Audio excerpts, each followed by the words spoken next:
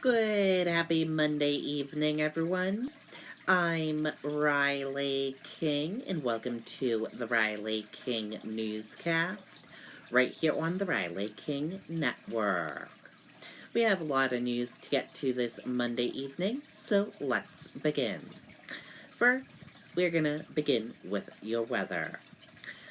The WMUR News 9 weather team is saying heavy rain in New Hampshire. Let's take a listen to this weather video from WMUR News 9, Kevin Scarupa.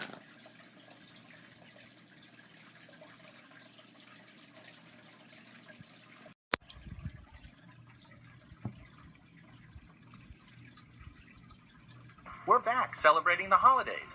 And our new Volvo showrooms in Nashua, Concord, and Meredith. Right now at Lovering Volvo, your first payment is on us, in addition to saving up to $14,000 off select 2019 models. Call or visit us today.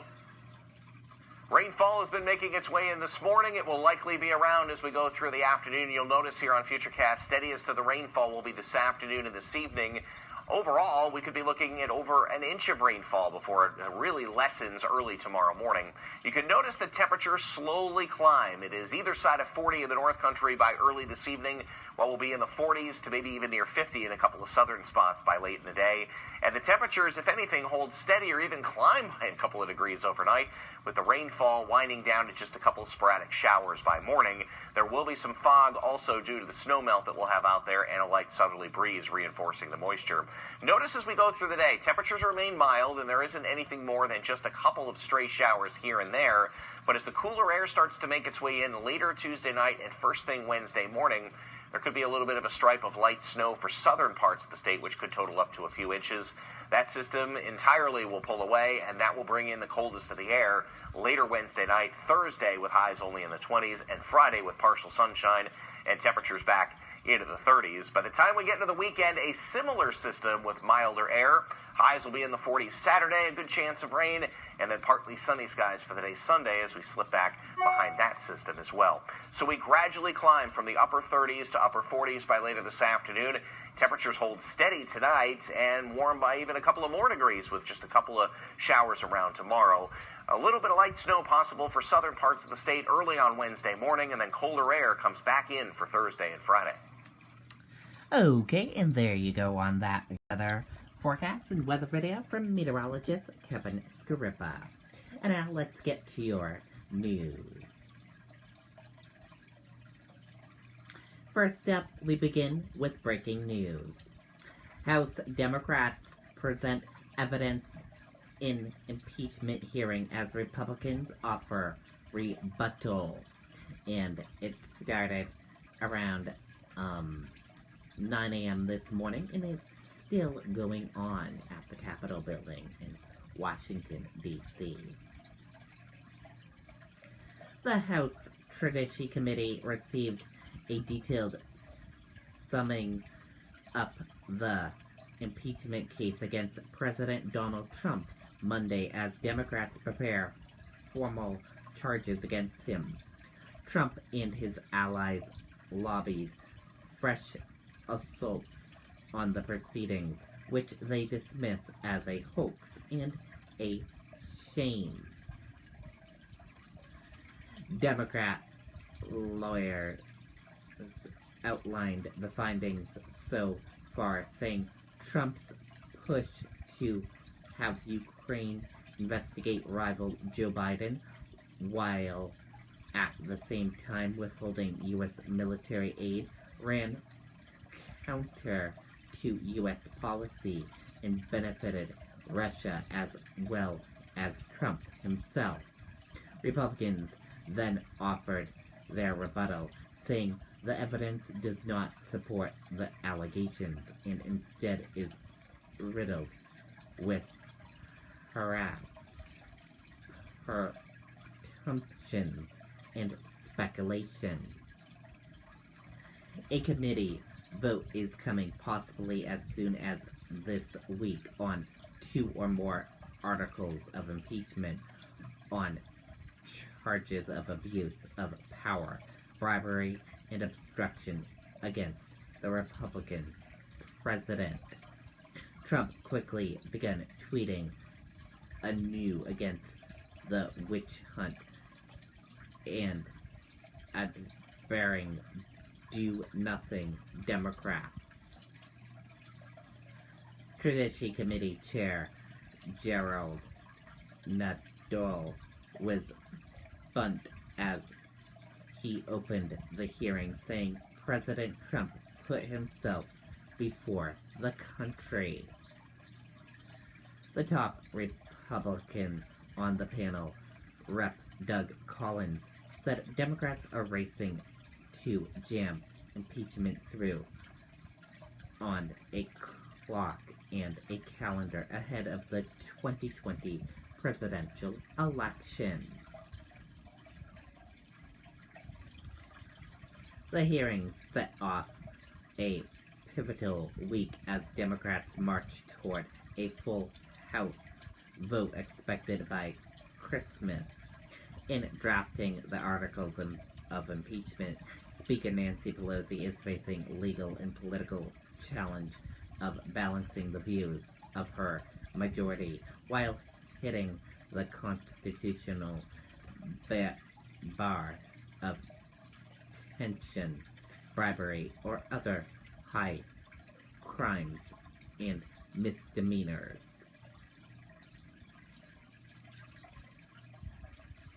And now let's take a look at the hearing.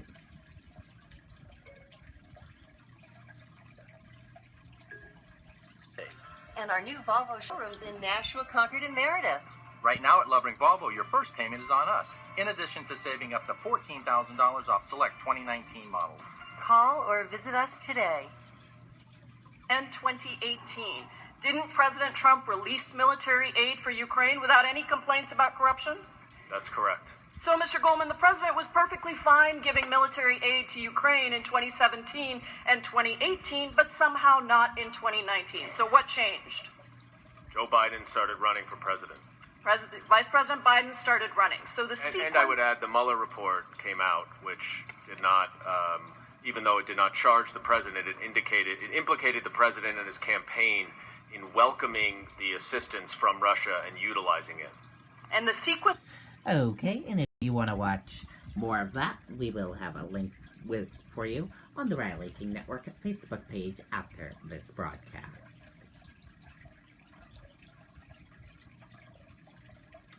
Roof of Londonderry Trucking Company garage partially collapses.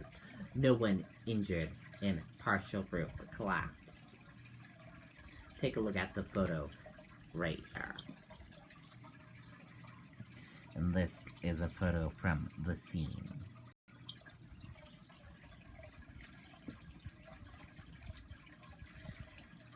The roof of a commercial garage in Londonderry partially collapsed Monday as heavy rain fell on top of several inches of snow that fell last week. There were no injuries in the partial roof collapse at the BSP Transfer Inc. garage on Liberty Drive, officials said. No one is being allowed in the building until inspectors can assess the integrity of the structure, officials said.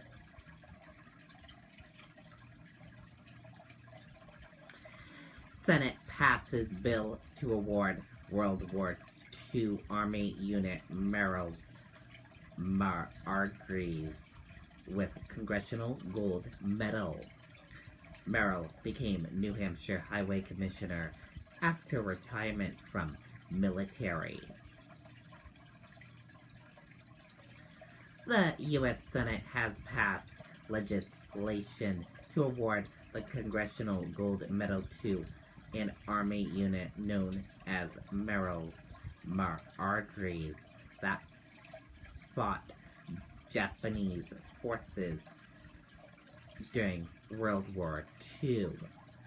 The name given to the 537th Composite Unit refers to its leader, Big General Frank Merrill, Merrill later served as New Hampshire's highway commissioner after retiring from the military.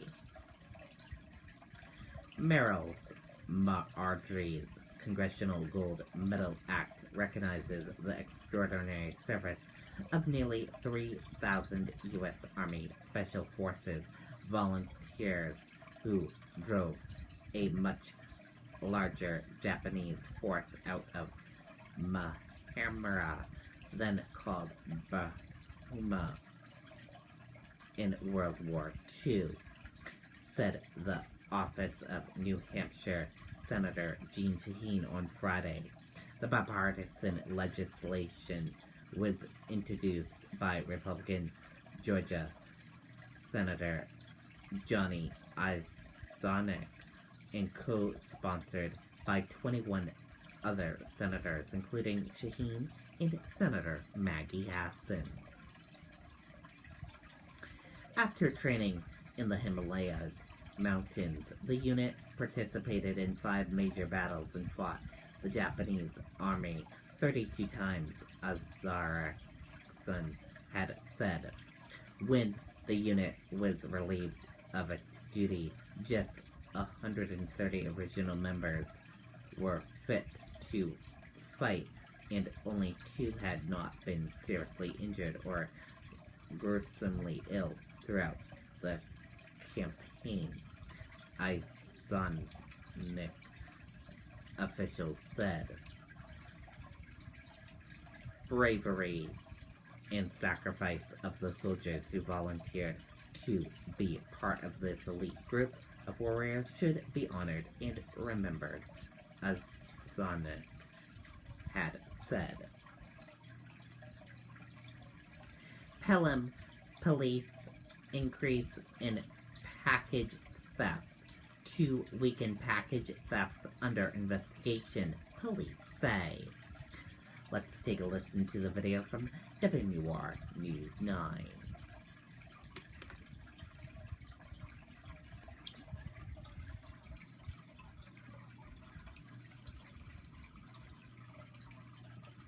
At Beltate's, customers will find everything they need for a building project. The brand names you trust to perform. And with a fleet of over 50 delivery vehicles, we deliver when and where our customers need them. Beltate's Building Products. 9 locations throughout New Hampshire and Massachusetts. Police in Pelham are warning people of porch pirates as they see an increase in package thefts. Police say there were 2 instances over the weekend alone. Officers were able to recover some of the stolen items. Police say the packages were dumped and found along the side of the road. Police say if you see anything suspicious or are missing a package that the carrier says was delivered, to contact them. Okay, and there you go on that video and that report.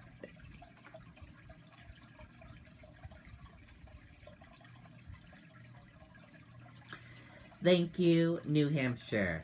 Thousands of toys collected during Spirit of Giving Toy Drive. Let's take a listen to that video from WR News 9.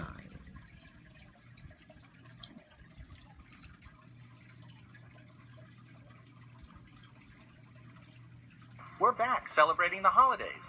And our new Volvo showrooms in Nashua, Concord, and Meredith. Right now at Lovering Volvo, your first payment is on us, in addition to saving up to $14,000 off select 2019 models. Call or visit us today. Thousands of Granite State kids will have a very happy holiday thanks to your generosity. Of course, we're saying a big thank you this morning. Listen to these numbers. More than 17,000 toys and $18,000 were donated to our toy drive this weekend. And we want to give everybody a big thank you for donating. So many people came out, and we're not done yet. Our Spirit of Giving food drive is this Friday through Sunday, and if you'd like to make a donation to help the New Hampshire Food Bank, you can drop it off at any Hannaford, Shaw's, or Walmart location statewide, and also some Common Man locations as well. And whenever we're out at those events, we have people that come that donate who say, you know, I benefited from a food bank or a food pantry at some time, so I wanted to give back. Definitely. Easy way to help out.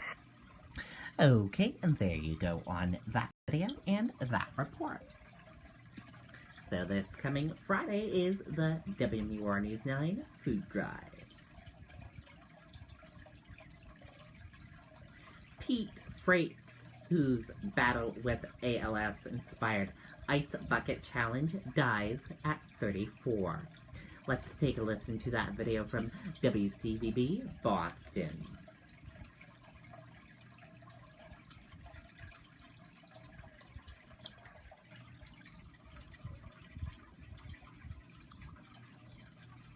We are here to discuss Jesse's online time. 30 minutes. 1 hour with the tablet, and my client will walk the dog. Do the dishes. 1 hour with the tablet, the dog will do the dishes, and we got a deal. Control your family's online time with Xfinity XFi. Let's talk about getting our ears pierced. Switch today. For most of his life, Pete Frates was a kind, generous, able-bodied athlete. Peter Frates! Diagnosed with ALS in 2012, Frates spent the remainder of his life as a kinder, more generous, disabled-bodied hero to many. He's a hero to every single one of us. Frates was born in Beverly, Mass. 3 days after Christmas, 1984. A gift to his parents, John and Nancy. And he would be the gift that kept on giving. Frates was a talented baseball player, captain of the Boston College Eagles in 2007. But his lasting memory will be the Ice Bucket Challenge that raised so much awareness about a hideous disease and raised hundreds of millions of dollars. Who knew that all we needed really was a bucket and a bag of ice to create all the awareness? ALS is the disease that ultimately took his life, and it is what gave his life a greater purpose. He became the face of the cause, even while he faced his own personal, unimaginable challenges. Pete Frates was celebrated. He was cheered. To a professional baseball contract. And one day he will be remembered as one of the most instrumental and influential figures leading the way to a cure for ALS. There's this protein that doesn't seem to be doing its job in the neurons of ALS patients. The best part is it can be fixed. We did get one miracle out of this, and that was all the funding and awareness that came through with the Ice Bucket Challenge.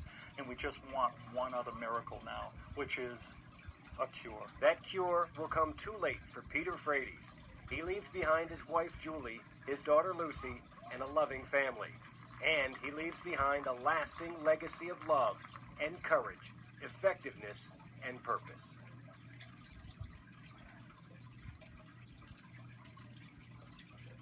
Okay, and there you go on that video and that report. And all of us here at the Riley King Network send our thoughts and prayers to Pete Frates' family, friends.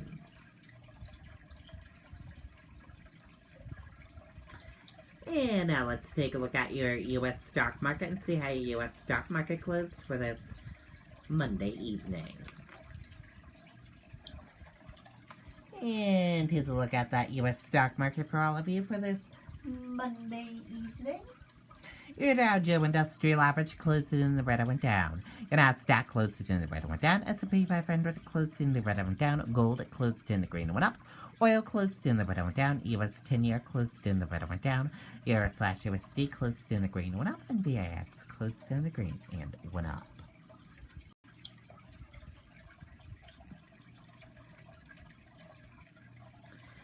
Dow falls 100 points. Snap 3-day winning streak as Apple shares slide. Stocks fell for the first time in 4 sessions on Monday as investors took a pause after a sharp rally in the previous session. Ex-Congresswoman Pence opted on dark days after revenge of porn. Let's take a listen to that video from ABC News.